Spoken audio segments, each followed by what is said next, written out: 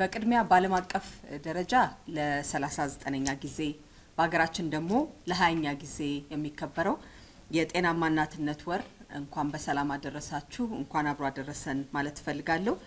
የዚህ አመት የጤናማ እናትነት ወር ስናስብ ፈጠራን ከፈጠራ በተጨማሪ ደግሞ ፈጠራና ዘላቂ ፋይናንስን ለጤናማ እናትነት እንዴት አድርገን እንስራ የሚለውን እንድናስብ አድርገን በዚህ መሪ ቃል እያሰብነው ብቻ ሳይሆን እየሰራንበት የሚከበር ይሆናል ማለት ነው። በጤና ሚኒስቴር ባለፉት 2 አስርተ ዓመታት በተከታታይ በእያንዳንዱ አመት የጤናማ እናትነት ወር እያልን የጥርን ወር በጋራ ለጤናማ እናትነት ከቅድመ ወሊድ በወሊድ ከወሊድ በኋላ ከድህረ ወሊድ በኋላ በሚኖሩ የእናትነትና ለጤናማ እናትነት በሚያስፈልጉ ስራዎች ላይ ከሁሉም ባለድርሻ አካላት ጋር ባለፉት 20 ዓመታት በጣም ብዙ ስራዎች እየሰራን ቆይተናል። የክልል ጤና ቢሮዎች፣ የተጠሪ ተቋማቶች፣ የጤና ሚኒስቴር ተጠሪ ተቋማት ከሁሉም አጋር አካላት ጋር በመሆንና በተለይ ደግሞ ከማህበረሰባችን ጋር አብረን በጋራ በመንሰራው ስራ ነው ይህንን ወራት የምናስበው። በህብረተሰባችን ጋር በመቀናጀት የእናቶችና የጨቅላ ህጻናት ጤና እናትና የጨቅላ ህጻናት ጤና አብሮ የሚታይ ነገር እንደሆነ ሁላችንም እናውቃለን። የእናትና የጨቅላ ህጻናትን ህመምና ሞት ከመቀነስ አንጻር ደግሞ በፖሊሲ ውስጥ የተሰሩ ስራዎችን በባለፉት አመታት በጣም በሰፊው እናያለን። ከዚህም ስራዎች ውስጥ እንግዲህ ብዙዎቹን ማነሳ ይሆናል። በፖሊሲ የተደገፉ በርካታ ስራዎች አሉን። ውጤቶችም ደግሞ ተመዝግበዋል። ከውጤቶቹ ትንሽ ለአብነት እንኳን ብንመለከት በባለፉት አመታት ከነበረበት ዛሬ እንግዲህ 20 አመት ተከታታይ የጤናማ እናትነትን ወር የጥር ወርን ይዘን ስናስብ አብረን በጋራ ስንሰራ ቆይተናል ብያለሁኝ። እንደ አውሮፓውያን አቆጣጠር ከ2000 ዓመተ ምህረት የእናቶች ሞት ምጣኔ እንኳን ብንመለከት ከሚወለዱ በህይወት ከሚወለዱ ጨቅላ ህጻናት ውስጥ ከእናቶች ሞት ምጣኔ ሲታይ እንደ አውሮፓውያን አቆጣጠር በ2000 ወደ 953 በመቶ ሺህ ነበረ።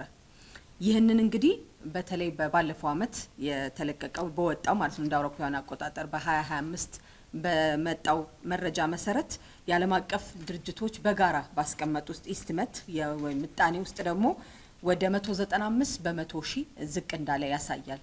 በቅርብ ጊዜም ደግሞ የኢትዮጵያን ዲሞግራፊክ ሄልት ሰርቬይ የምንለው ሰርቬያችን የሚወጣ ይሆናል። ከዚህም ዝቅ ያለ ውጤት እንዳለ የሚያሳይ ይሆናል ማለት ነው።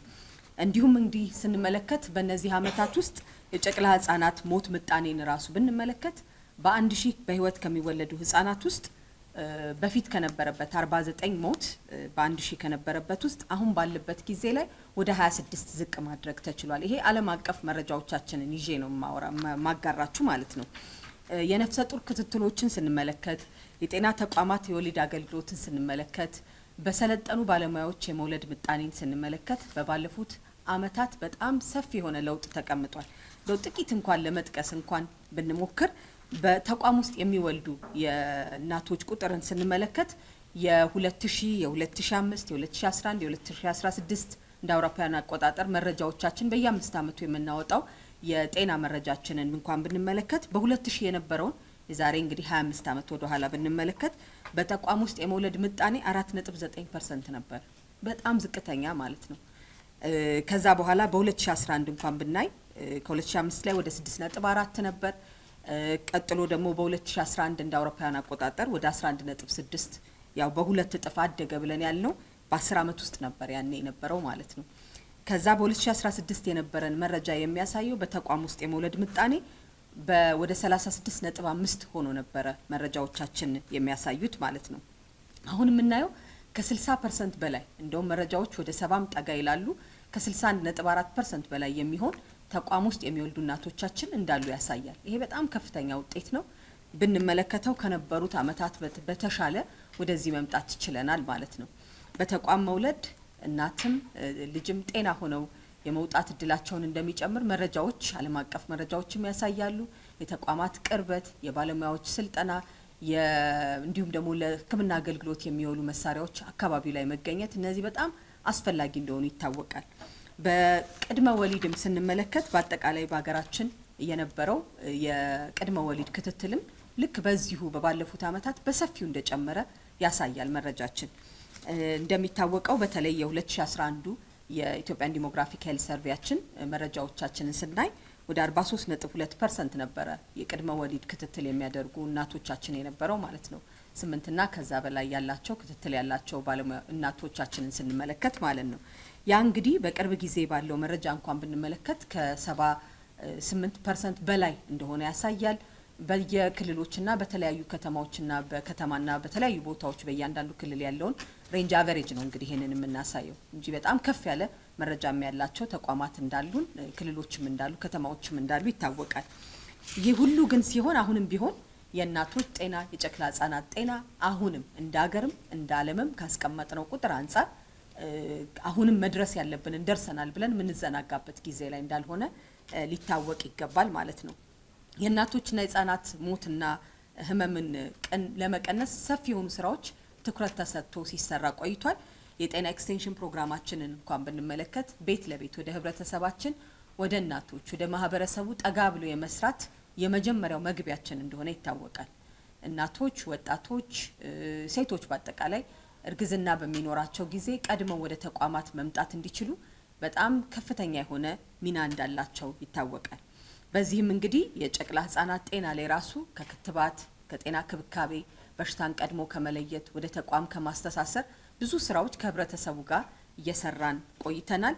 የጤና ኬላዎችን በቁጥር ደረጃ ብቻ ሳይሆን በጥራት ደረጃ ለማስፋፋት ብዙ ስራዎች እየተሰሩ ነው። በብዛት ላይ ብዙ ስራዎች ተሰርተዋል በባለፉት አመታት። አሁን ደግሞ ወደ ጥራት ትኩረት አድርገን የምንሰራበት ጊዜ ይሆናል ማለት ነው። የቀዶ ህክምና የሚሰጡ የወሊድ አገልግሎት የሚሰጥባቸው ጤና ጣቢያዎችንም ስንመለከት ይሄ ባለፉት 20 አመታት እና ዛሬ ላይ ያለውን ስናይ በጤና ተቋማት ወይም በተለይ በጤና ጣቢያ የሚሰራ የወሊድ አገልግሎት በኦፕሬሽን አልነበረንም የዛሬ 20 አመት ልክ የእናቶች የጤናማ እናትነትን ወር ባወጅንበት ጊዜ ማለት ነው። ዛሬ ላይ ግን በጤና ጣቢያ ደረጃ ሆስፒታሎች አገልግሎቶች እንዲሰጡ በማድረግ ወደ 185 የሚሆኑ ጤና ጣቢያዎች የቀዶ ህክምና አገልግሎት ለእናቶች እንዲሰጡ ተደርጓል። ይሄን ቁጥር ደግሞ ከፍ አድርገን አሁን ከ400 በላይ የሚሆኑ ተቋማትን በመሳሪያ እንዲሁም ደግሞ በሚያስፈልጋቸው ግብአቶች በማሟላት ባለሙያዎችንም በማሰልጠንና ተደራሽነትን በመጨመር ትኩረት የምንሰጥና የምንሰራበት ይሆናል ማለት ነው። ይህም እንግዲህ ቀድሞ መከላከል ቀድሞ ማከምና አገልግሎትን ወደ ተጠቃሚ ማቅረብ ብለን ከምንሰራው ስራ ጋር አብሮ የሚሆን ነው ማለት ነው። የተቀናጀ የጤና ጣቢያ ዙሪያ ሜንተርሺፕ ፕሮግራሞቻችን ደግሞ በተለይ በጤና ጣቢያ ውስጥ ያሉ ባለሙያዎች በሁሉም ዘርፍ ላይ ያሉ ባለሙያዎች ቀጥሎ ያለው በርክክብ ሰንሰለቱን ጠብቆ በሚሰራበት ጊዜ ቀጥሎ ካለው ጤና ተቋም ጋር መረጃዎችን ብቻ ሳይሆን አቅምንም የስኪል ሴታቸውን የማሰልጠን የስልጠና አቅማቸውን ለመጨመር ባለፉት አመታት በጣም ትኩረት ተሰጥቶ የእርስ በርስ ሜንተርሺፕ ፕሮግራም እንዲሰሩ ከሁሉም ባለድርሻ አካላት ጋር ሆነን ስራዎችን ጀምረናል። ይህ ሙከራ በተደረገባቸው ክልሎች ከተማዎችና ጤና ተቋማት ደግሞ ብዙ ለውጥ አይተንበታል። ምክንያቱም በከተማ ያሉ በርቀት ላይ ያሉ ስፔሻሊስቶችና ሰብ ስፔሻሊስቶች በድጋፍ ከርቀት በሆነው ብዙ ተቋማትን እንዲያገለግሉ እያደረግን ይሄን ደግሞ ለወደፊት ከቴክኖሎጂ ጋር በደንብ ስናስተሳስረው ብዙ ለውጥ ይዞልን ይመጣል ማለት ነው። ብዙ ሰዎችን ቀድመን በሽታዎችን መለየት ቀድመን ህክምና መስጠት ቀድመን ደግሞ እናትንም ህፃናትንም መርዳት የምንችልበትን ስራ እየጨመረልን ይመጣል። የተለያዩ መሳሪያዎችን በተለይ በአልትራሳውንድ የታገዙ ህክምናዎችን ከማድረግ አንጻር በጣም ብዙ ባለሙያዎቻችንን በስራ አብሮ ሼር በማድረግ ብለን በምንለው ባለሙያዎች ሌሎችን ባለሙያዎች በማሰልጠን ብዙ ስራዎች ተሰርተዋል። ስፔሻሊስቶች መድረስ ያልቻልንባቸው ቦታዎች ላይ ሌሎችን ባለሙያዎችን በማሰልጠን ቶሎ በሽታዎች መታወቅ እንዲችሉ ቶሎ ደግሞ የህፃን የጨቅላ ህፃን እንዲሁም የጽንስ ሁኔታ ምን ላይ እንዳለ እናቶች እንዲያውቁ የማድረግ ስራ በማስፋፋት በጣም ትልቅ ስራ ተሰርቷል። የቅድመ እርግዝናና የጤና አገልግሎትን ስንመለከት ከወሊድ በኋላም የሚከሰተውን የደም መፍሰስ እንደምናውቀው ለእናቶች ሞት ምክንያት ከፍተኛ አስተዋጽኦ የሚያደርገውና ለመታደግ ትልቅ ትኩረት መሰራት አለበት ብለን የምንለውንም ስራ ይህንንም ደግሞ ከማስቀረት አንጻር በተለይ ፕሮቶኮል ማዘጋጀት፣ ሰዎችን ማሰልጠን፣ ተቋሞችን ማዘጋጀት፣ ግብአት ማስገባት ብቻ ሳይሆን ከህብረተሰቡ ጋር ሆነን ህብረተሰቡ የማይተካውን ህይወት በሚተካው ደም ብዙ ሰው ቮለንቲር እያደረገ በክረምት በጎ ፍቃድ በሁሉም ደግሞ በደም ልገሳ ባለባቸው ተቋማችን ውስጥ ህብረተሰባችን ይህንን በመስጠት እናቶችን እንድንታደግ የእናቶችን ሞት እንድንቀንስ ትልቅ አስተዋጽኦ አድርጓል። በዚህ አጋጣሚ ይሄንን የሚያደርጉን በሙሉ እውነትም ዛሬም በሚወልዱ እንደገና በዚህ አገልግሎት በተጠቀሙ አድነን ደግሞ ህብረተሰቡን እንዲያገለግሉ እንደገና እድል ለሰጠናቸው በሙሉ በእነሱ ስምም በራሴም በጤና ሚኒስቴርም ስም በተጠቃሚዎችም ስም እጅግ አድርጌ ማመስገን ፈልጋለሁ። ምክንያቱም የማይተካውን ህይወት የምናደንበት ትልቅ መንገድ ስለሆነ ማለት ነው። ከመከላከል አንጻርም ደግሞ ብዙ ፕሮቶኮሎችን ቀርጸን ቀድሞ ከማወቅ ቀድሞ ደግሞ ምርመራዎችን ማድረግ ህክምናዎችን ከመስጠት አንጻር ብዙ ስራዎችን እየሰራን ነው። ይህ የምንሰራቸው የተለያዩ ባንድሎች የምንላቸው አሉ። ከመከላከል ጋር የሚሆኑ ኢኖቬሽኖች እንዳልነውም የአሁኑ የእናቶች ወርን በመናከብርበት የጤናማ እናትነትን ወር በመናስብበት ጊዜ ፈጠራና ዘላቂ ፋይናንስ በደንብ እንድናስብ ስለሆነ ፈጠራና ዘላቂ ፋይናንስ ለጤናማ እናትነት ስለሆነ በዚህም በደም መድማት የሚሞቱ ህይወታቸውን የሚያጡ እናቶቻችንን ቁጥር ከመቀነስ አንጻር ብዙ ስራዎች ለመስራት የትኛውን ወጪ ቆጣቢ ነገር ማድረግ እንችላለን፣ የትኛውን ደግሞ ኢኖቬቲቭ ነገር በማድረግ ቶሎ ማወቅ እንችላለን የሚለውን ከብዙ ባለድርሻ አካላት ጋር ስራ እየሰራን ያለ ነው። ዋናው ነገር ግን ከህብረተሰባችን ጋር ይሄንን በማወቅ በማስተዋወቅ ቀድሞ በመስራት ደግሞ የሚሰሩ ስራዎችን ከሚኒ ብለድ ባንክ ጭምር በተቋማት ውስጥ በማቋቋም ብዙ ስራዎች ተሰርተዋል። የደም አቅርቦትን ከማሻሻል አንጻር ደግሞ በሆስፒታሎች በክልሎች በጣም ሰፊ የደም ባንኮችን የማስፋፋት ስራ ሰርተዋል። ይሄም ተጠናክሮ የሚቀጥል ይሆናል። ድንገተኛ ምጥ ድንገተኛ ወሊድ በሚኖራቸው ጊዜ የጨቅላ ህጻናት ቅብብሎሽ ስርዓታችንን ከማጠናከር አንጻር ደግሞ የአምቡላንስ አገልግሎት በጣም ሰፊ ጥቅም እንዳለው ይታወቃል። በዚህም እንግዲህ የአምቡላንስ ግዢ ስርጭትን ጨምሮ ብዙ በርካታ ስራዎች ስንሰራ ቆይተናል ማለት ነው። በተለይ በባለፉት 2 አመታት በጣም ሰፊ የሆነ ግዢዎች አድርገናል። በባለፈው 20 አመት ደግሞ በአጠቃላይ ይህንን ወር እያሰብን በምንቆይበት ጊዜ ደግሞ ካልን በጣም በሺዎች የሚቆጠሩ ብዙ ሺዎች የሚቆጠሩ የአምቡላንስ ግዢዎችና ስርጭትን አድርገናል። ይህም ደግሞ እናቶች ጨቅላ ህጻናት ቶሎ ብለው አገልግሎት ማግኘት እንዲችሉ የጋራ ከሰራንባቸው ስራዎች ውስጥ ነው ማለት ነው። የጨቅላ ህጻናትን አገልግሎት ስንመለከት ጨቅላ ህጻናት የሙቀት አገልግሎት ማግኘት የሚችሉበትን የጨቅላ ህጻናት ተኝቶ ህክምና አገልግሎትም ከነበረበት ደረጃ በጣም በሰፊው በመቶ እጥፍ በሚባል ደረጃ የሚቆጠር ብዙ የማስፋፋት ስራዎች ሰርተናል።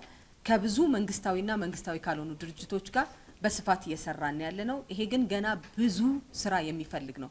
ያደጉ ሀገሮችን ብዙ የሚቸገሩበት በተለይ ደግሞ ያለ ጊዜያቸው ያለ ቀናቸው የሚወለዱ ህጻናት ቁጥር በሚጨምርበት ጊዜ የራሱ የሆነ የቴክኖሎጂ ማስፋፋት የሚፈልግ ስራዎች ስላሉት እዚህ ላይ አሁንም ተረባርበን ብዙ ስራ መስራት ያስፈልገናል ማለት ነው።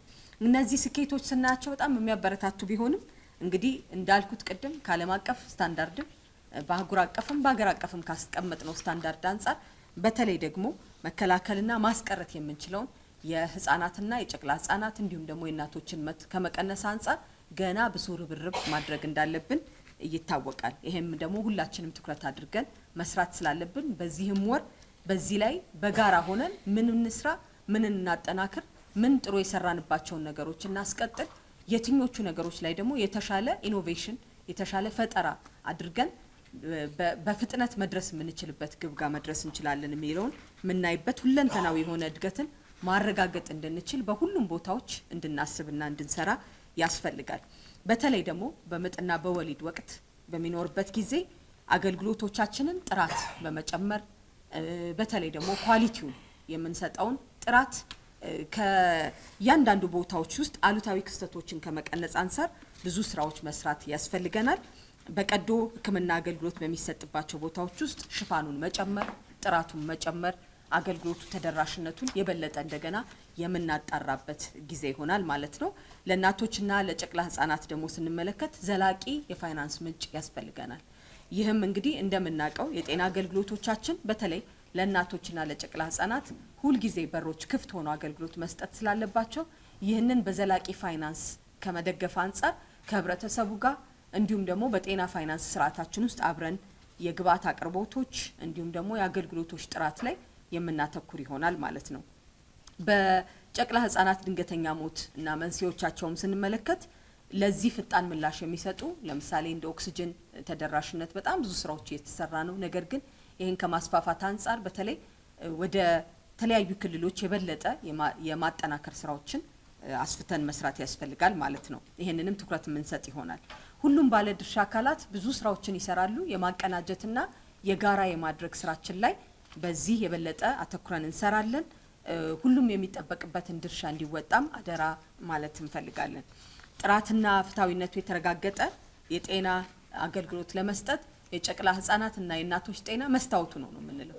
ስለዚህ ይህንን የጤና አገልግሎት ከፍ ባረግን ቁጥር የእናቶች የጨቅላ ህጻናት ሞት በቀነስን ቁጥር የጤና አገልግሎት በመንግስታዊ ባልሆኑ ተቋማት ውስጥም ምን ደረጃ ደርሷል የምንለውን የምናይበት ስለሆነ የመጀመሪያ ደረጃ ጤና ክብካቤያችንን አሁንም የበለጠ ማጠናከር የህብረተሰብ ተሳትፎ ስለሆነ ዋናው የዚህ ጤና አገልግሎት መስታወቱን ትክክለኛ የሚያደርገው ሁሉም የበለጠ አገልግሎቱን ለማዳረስ እንዲረባረብ እንተጋለን።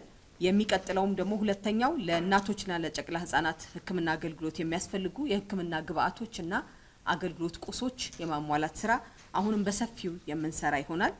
ከዚህም ደግሞ ጋር በተለይ በሀገር ውስጥ ከማምረት በሀገር ውስጥ ተደራሽነትን ከመጨመር ጋር አስተሳስረን የምንሰራ ይሆናል ማለት ነው። ይህንን ስንመለከት በተለይ ደግሞ በሀገር ውስጥ የሚመረቱ መድኃኒቶች በሀገር ውስጥ የሚመረቱ ግብአቶች በአጠቃላይ ቁሳቁሶችንም ጭምር ካልትራሳውንድ ጭምር በሀገራችን ውስጥ መገጣጠም እንደተጀመረ ይታወቃል።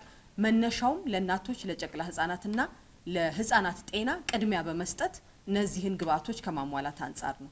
ሌሎችም የዚህ አገልግሎት ተደራሽ የሚሆኑ ስራዎች ላይ ትኩረት በመስጠት ከአምራቾች ጋር ከግሉም ከሌላውም ዘርፍ ጋር በጋራ ለመስራት ዝግጁ መሆናችንን በዚሁ አጋጣሚ መግለጽ ፈልጋለሁ። በዚህ ሴክተር በዚህ ቦታ ላይ ለመስራት የሚፈልጉ በሙሉ በጋራ በቀጥታ መጥተው የትኞቹ ምርቶች ላይ ትኩረት እንስጥ የሚለውን ከኛ ጋር መመካከር ከሴክተር መስሪያ ቤታችንም ጋር ከሌሎች ባለድርሻ አካላትም ጋር አብረን እንድንሰራና በተለይ በጣም ከፍተኛ ቁጥር ያላት ሁለተኛ የአፍሪካ በሰው ቁጥሮችም እንግዲህ በህዝብ ብዛትም ከፍተኛ የሆነች ሀገር እንደሆነች እናውቃለን።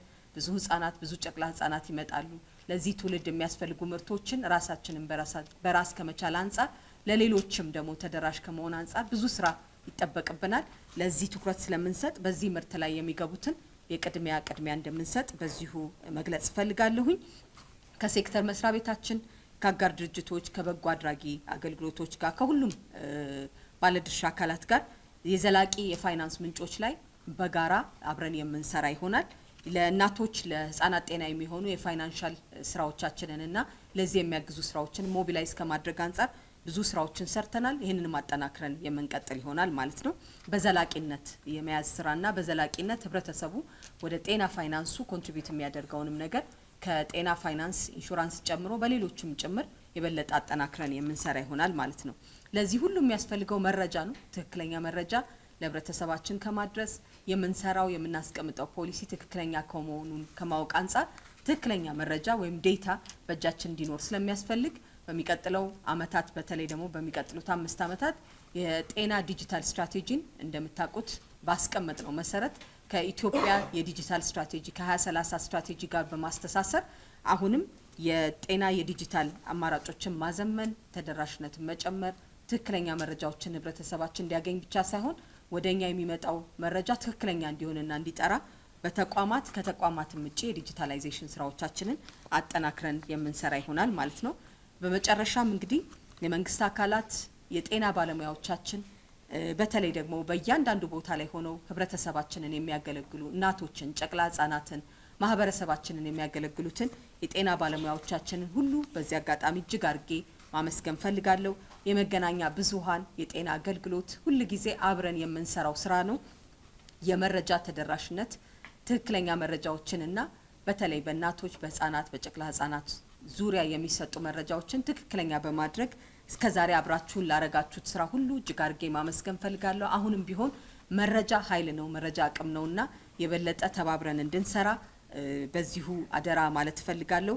አጋር ድርጅቶች በየደረጃው የምትገኙ የማህበረሰብ ተወካዮች የሙያ ማህበራት የእናቶችና ጨቅላ ህጻናት ሞትን ለመቀነስ አዳዲስ ነገሮችንና ምርቶችን በማምጣት ኢኖቬሽን ያወጣችሁ እየሰራችሁ ያላችሁትን በሙሉ የፋይናንስ ምንጫችንን ዘላቂ ከማድረግ አንጻር አብረን በትጋትና በትብብር የምንሰራ ይሆናል። ይህንንም ደግሞ ከማድረግ አንጻር ዋናው እናቶቻችን ስለሆኑ ለሁሉም እናቶች ለጨቅላ ህጻናት ጤና ለቤተሰባቸው ጥራት ያለው የጤና አገልግሎትን ከመስጠትና ከማዳረስ አንጻር የቅድሚያ አድርገን እንድንሰራ በዚሁ አደራ ማለት ፈልጋለሁኝ። ፈጠራና ዘላቂ ፋይናንስ ለጤናማ እናትነት ወር እጅግ አድርጌ አመሰግናለሁ።